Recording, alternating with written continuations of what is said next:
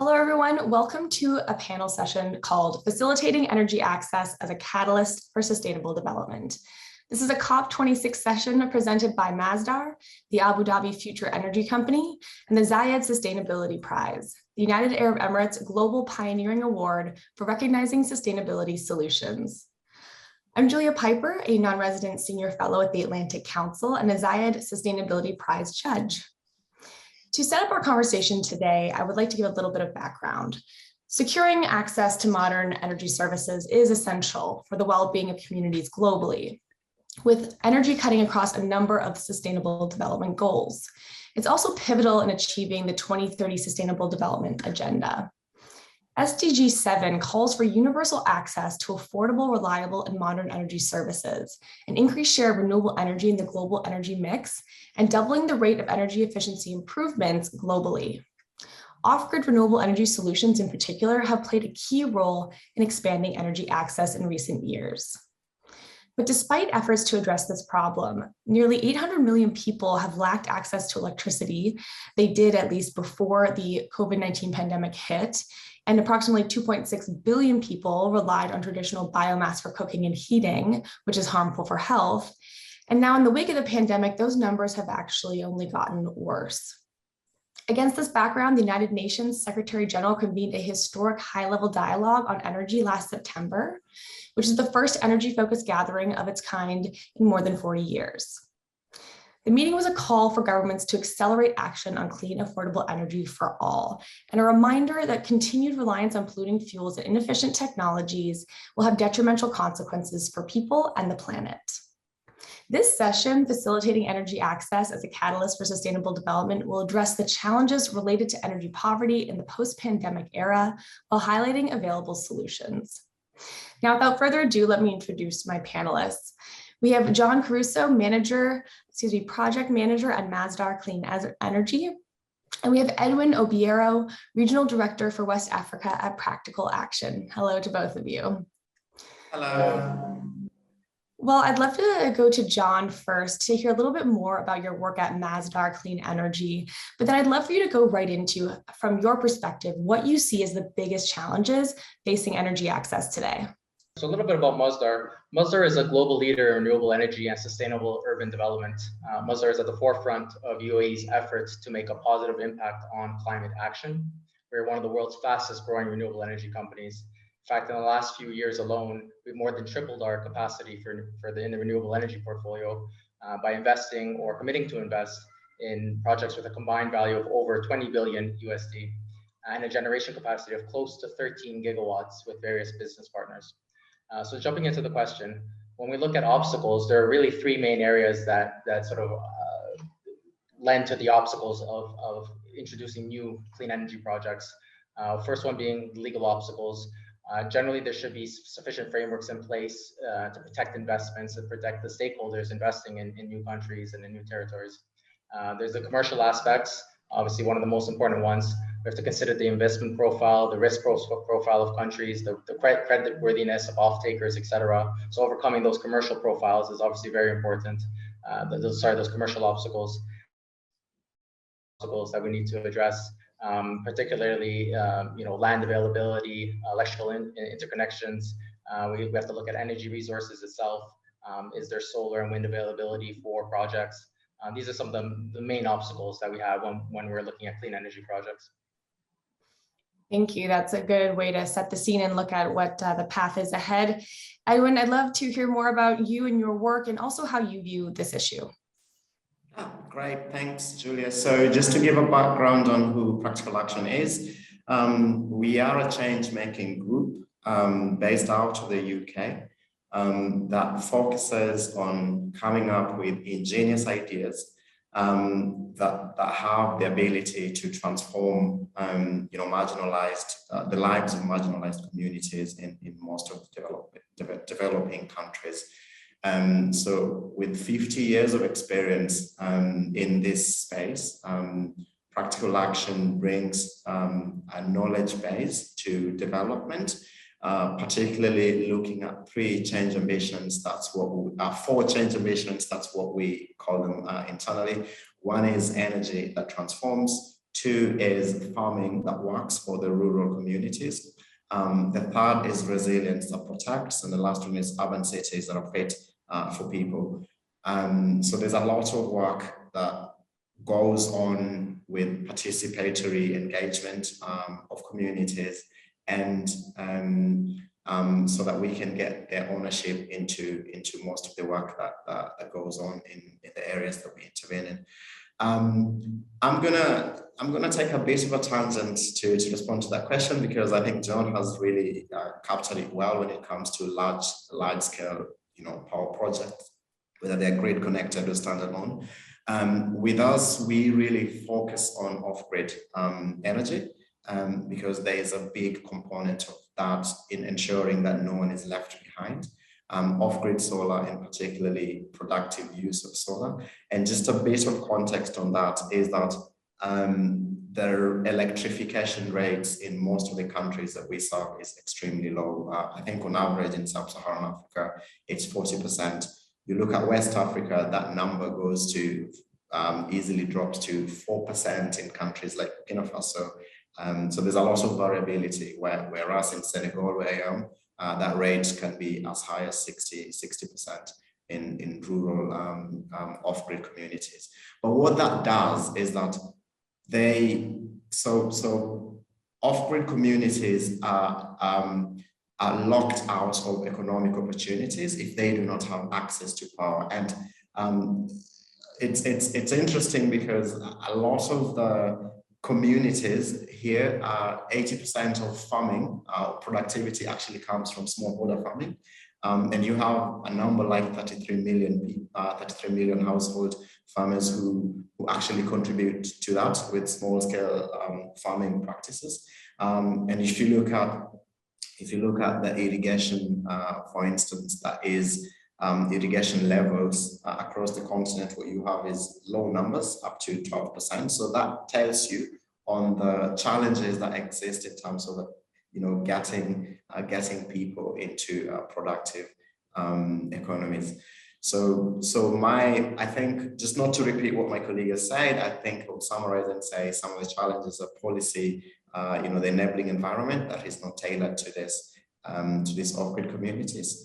The second one would be on financing. Obviously, financing is always a big problem. I won't dwell much on that, but focus really more on creating the knowledge base in which people can then learn from, because most of the time financiers don't really trust untested models, which is what off-grid sector is all about. And that's what practical action is all about, trying to test these models, bring them to the forefront so that there's investor confidence and that they can pick off. And I'm happy to engage furthermore on this. Great. Well, I'd love to ask you about this next question. I'll start with you, Edwin, this time. So you outlined, or you both outlined, some of the challenges. What do you think are some of the things the international community can do to, start to make gains again in this post-pandemic world that has presented even more challenges to everything you just laid out? Edwin? Okay. I think that's a good question. And what the pandemic has really taught us in the off-grid sector still is that sometimes it's not all the time the assumption that when you sell a product, an off-grid solar product to a household, that they necessarily are the ones paying for it. Where you find that the reality on the ground could be different.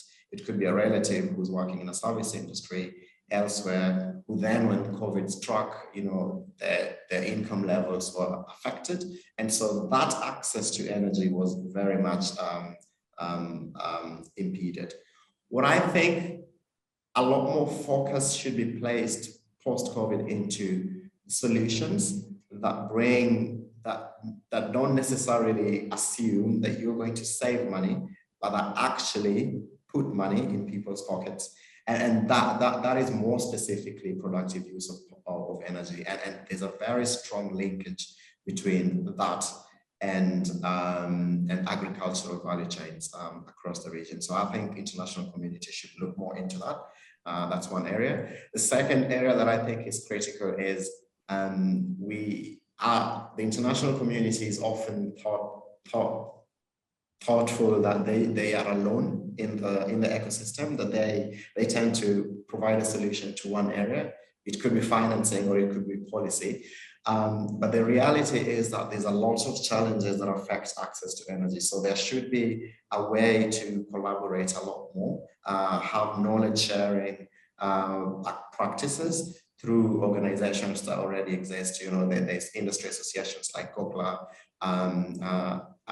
AREA, you know, you have Sustainable Energy for All that tries to bring these pieces together. Practical Action as well has a lot of experience in this space. So I think bringing in these groups together to discuss and to learn from what has worked in one area would be critical in bringing in more people into the field. Great. John, I'd like to put the same question for you. How can the international community engage? Yeah, I think I'll just compliment more than adding something new to the response. Edwin, I think, got into a lot of the aspects. From an investment point of view, I think I'll address it. And in from that perspective, what we've seen in a lot of the non-developed countries is that the investment profile may be lacking.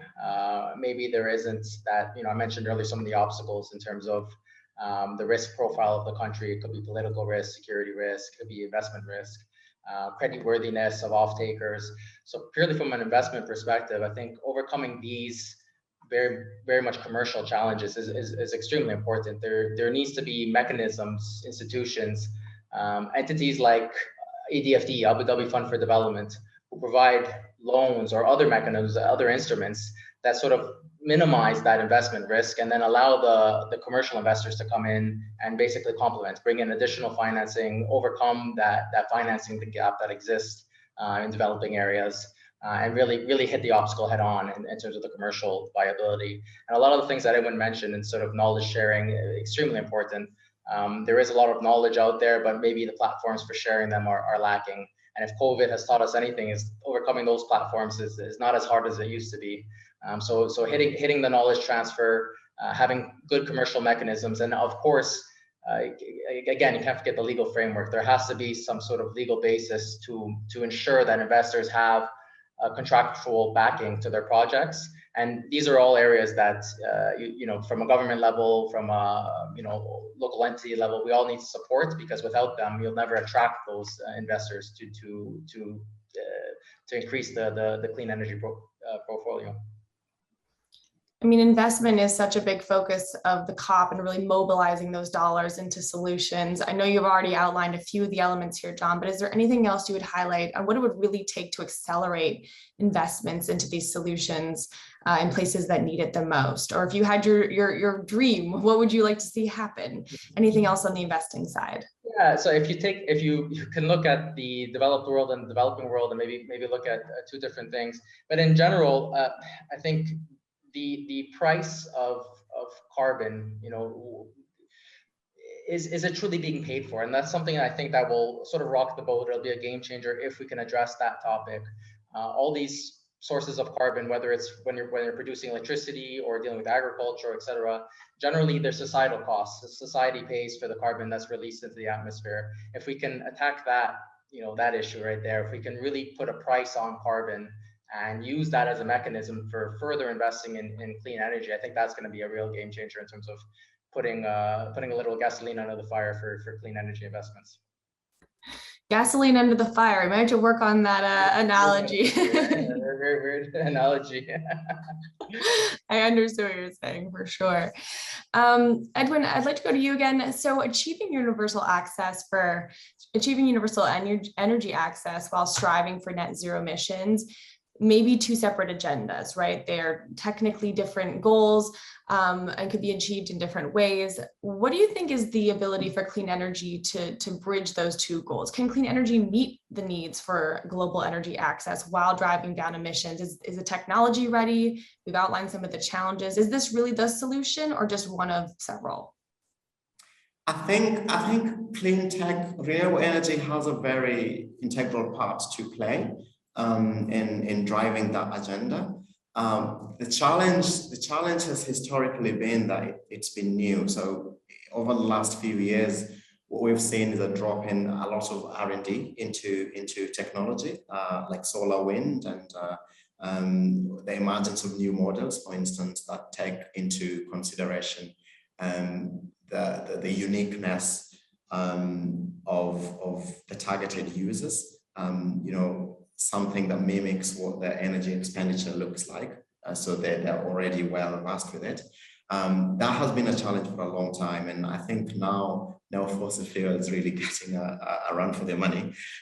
What I think remains a big challenge is just the profile that this technology deployment looks like. You need to deploy a lot of capex in the beginning. Even for small products, I mean, a solar irrigation pump, for instance, costs $600 to $700. For a smallholder farmer, that is a lot of money. If their earnings is around $100 in a month, so that is a lot of money that they would not be able to pay for upfront. So we need to find mechanisms in which. So point number 2 is that financing for local for commercial banks is not the problem. They are liquid enough most of the time. The problem is that the tools that they use to review their investments remains the same. So they have short horizons. They want a quick rate of return. They want quick returns so that the risk profile doesn't extend to 6-10 years like renewable energy products are used to. So I think there's need to have a lot more concerted efforts for them to update these tools. They work together with practitioners so that they come up with new green funding lines for clean tech. And sometimes this will be my parting shot on this one. Renewable energy is the only solution available.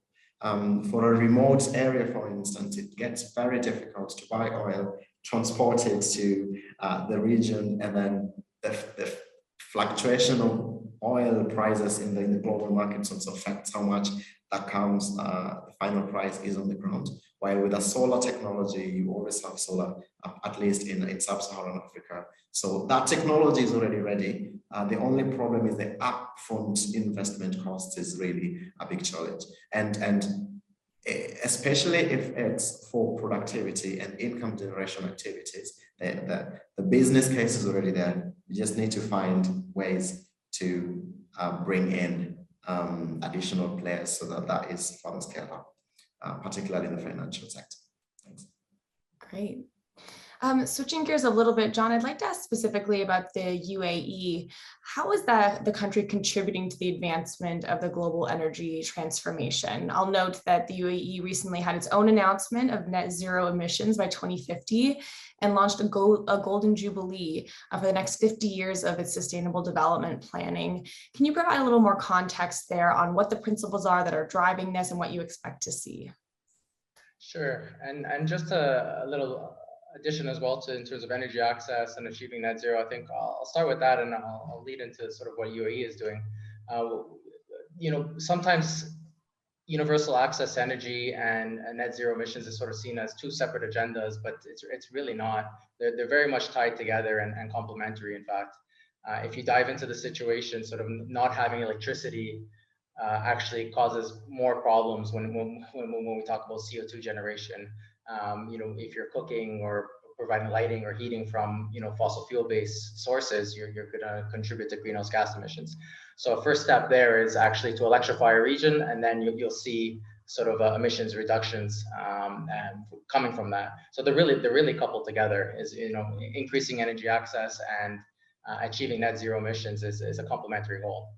In the context of the UAE, climate action and sort of lower carbon strategies has been integrated into the development model for the last 15 years.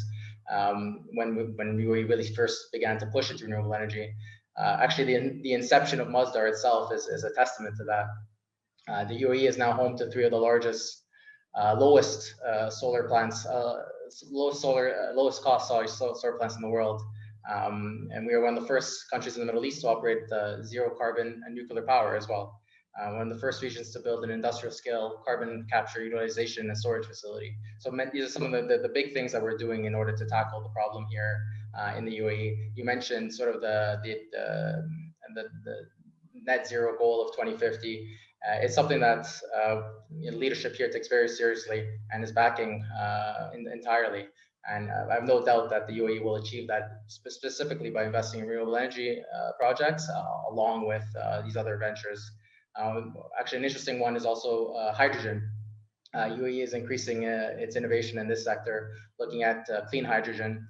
I think we just launched the first industrial scale green hydrogen project in the region in May this year, along with expanding blue hydrogen production and to diversify the energy mix. So this is just some of the things, and I think there's going to be a lot more in the upcoming decades that the UAE will contribute here in the UAE and globally.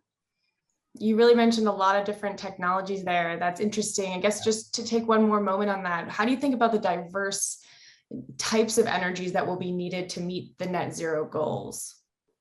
Yeah, and this is an interesting question, and it's an important one because there are technical factors to renewable energy that you have to consider. The solar power plants rely on the sun, wind power plants rely on the wind. It's not as forecastable as a gas power plant, for example, where you have a gas supply and you can produce electricity on demand. So there's technical challenges there that you need to overcome. One of the solutions to overcoming that is this diverse set of renewable energy means, having solar projects, having wind, looking at green hydrogen, looking at blue hydrogen, having, considering nuclear power as part of the mix.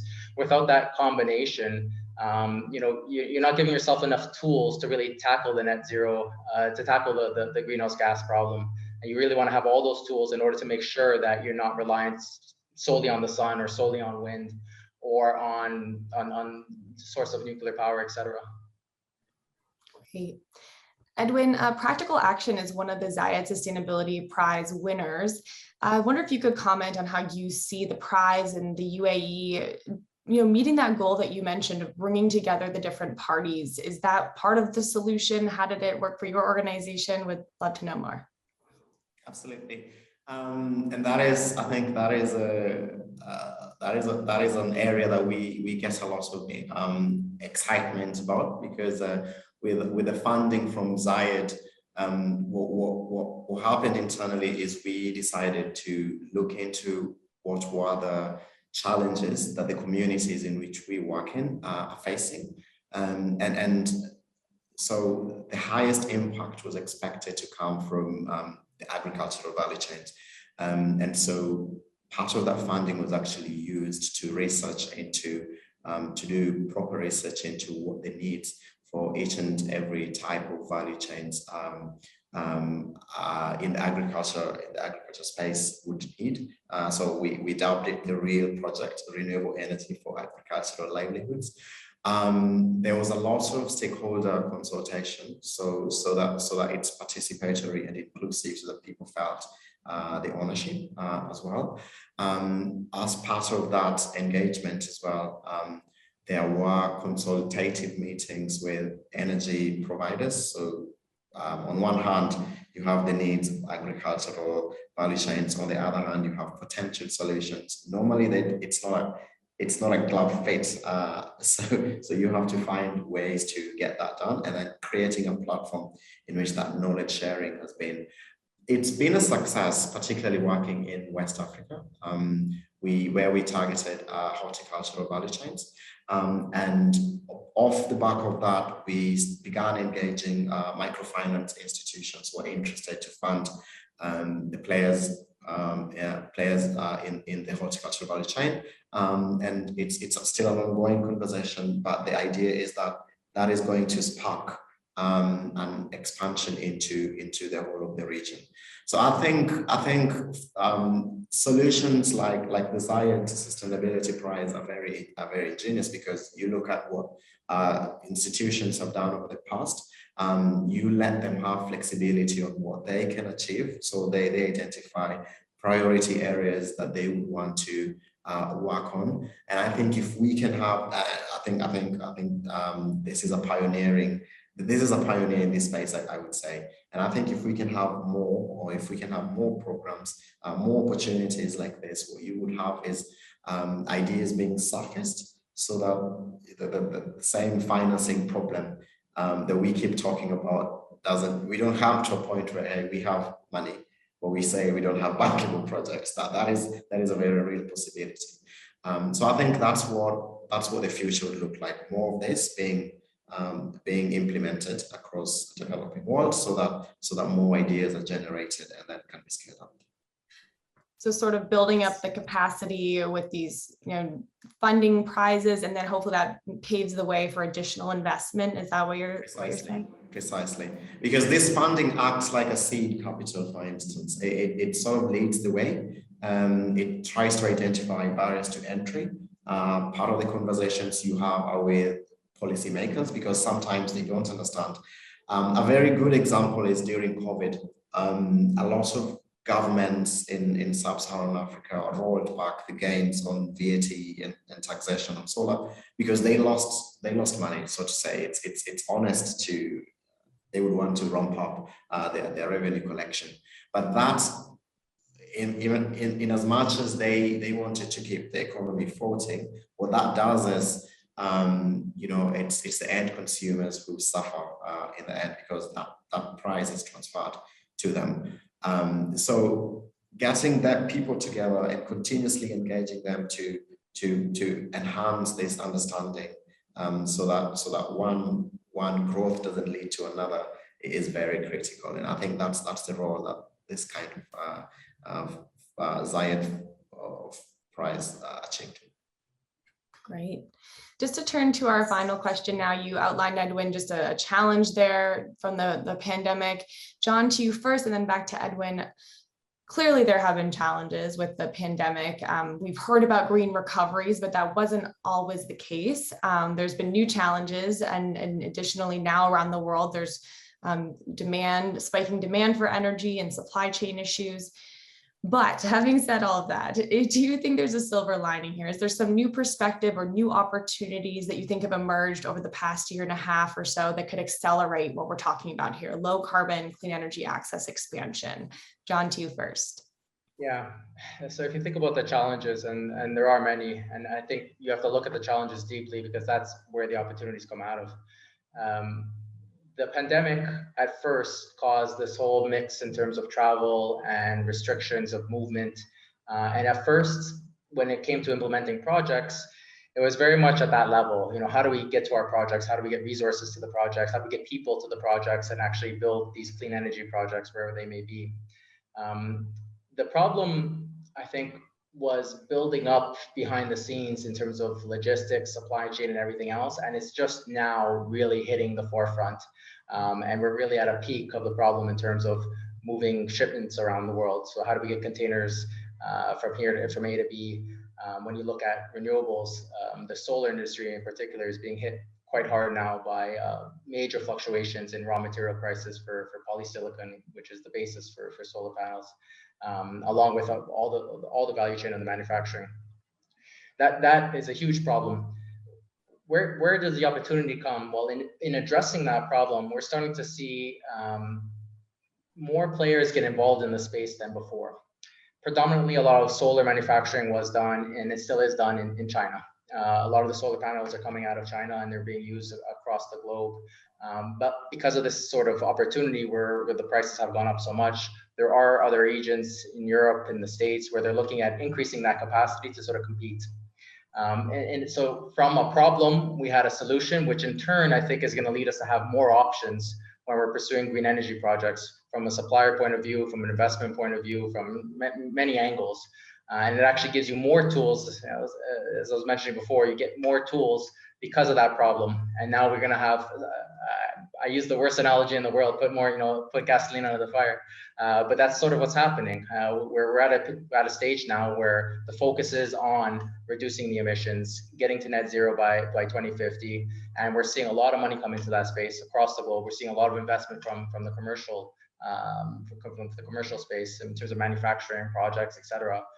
And so really, even though the COVID pandemic was terrible, it caused this sort of congestion, which is now being addressed, and it's leading to sort of an exponential growth of the renewable sector. Maybe putting charge in the battery. Yeah, you know what it is? I still need to transition. I'm still in that energy Right. transition. There's the energy transition. There's the thought leadership transition. Great. Edwin, I'd like to go to you to close us out here. What do you see as the opportunities emerging now in today's context? For me, that would be digitalization. I think during this pandemic, what if there's one lesson that we can learn is that we are a lot more connected than we thought.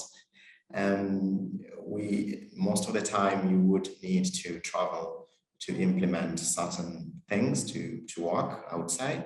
But the pandemic taught us that you don't necessarily need to. So you can work with tools. You can work flexibly. That is on the work basis. But I think the other thing that led to is a lot of tech companies came up with solutions for the energy last mile distributors, small equipment providers that they can easily track. Track for remotely. So you have agents that you can easily work with, and all you need to do to give them is a palm top computer or an iPad. They get everything done on the road. So very flexible working, but then you get the results. Everything is digitized. The risks associated with cash collection reduced because you've got more into digital money, which is it's fast growing in sub-Saharan Africa. Access to mobile money services that grew exponentially from banks to telco companies. But then lastly would be the opportunity that the pandemic showed everyone, which is that there's room to improve on health facilities across regions. So topics like energy for health are coming up. How do you provide energy efficient cooling solutions that can be used to store vaccines and stuff like that? Energy for education, for instance, how do you have tailored curriculums into a laptop computer that can be used off-grid so that multiple people can have access to that? So it's been a period of a lot of innovation, and this is picking up. So I think some of that will continue into the future, even after COVID, if it goes. But yeah, that is the thinking. That is the observation that we see within the. You know, as you're speaking there, Edwin, I'm hearing energy for agriculture, for education, for lives and livelihoods at the end of the day, which is really a reminder that these aren't just electrons floating out there somewhere in space. This is really about providing, essential needs to people, which is both an opportunity, but I think a challenge just to meet all the needs today. But with that, we will leave it there. This COP26 session was presented by Masdar, the Abu Dhabi Future Energy Company, and the Zayed Sustainability Prize. John and Edwin, it was great to speak with you today. I'm Julia Piper. Thanks everyone so much for listening.